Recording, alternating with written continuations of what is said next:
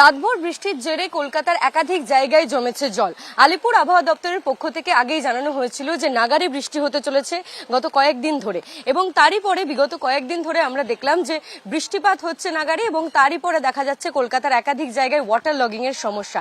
এই মুহূর্তে আমরা রয়েছি কসবার কমলা পার্ক এলাকায়। এখানে দেখা যাচ্ছে যে ডুব জল হয়ে গিয়েছে রাস্তায়, এবং সেখানে রীতিমতো যানজটের সমস্যা হচ্ছে। রীতিমতো সাধারণ মানুষকে যেভাবে সাইকেল গাড়ি নিয়ে আসতে হচ্ছে রাস্তা দিয়ে, তা ভীষণই দুষ্কর সমস্যার সম্মুখীন হতে হচ্ছে সাধারণ মানুষকে।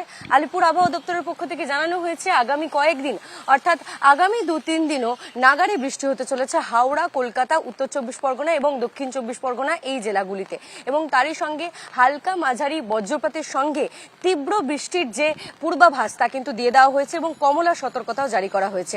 আমি সন্দীপ সাধুকাকে আরেকবার ছবিটা দেখাতে বলবো। কমলা পার্ক এলাকায় ঠিক এইভাবেই সাধারণ মানুষকে যাতায়াত করতে হচ্ছে।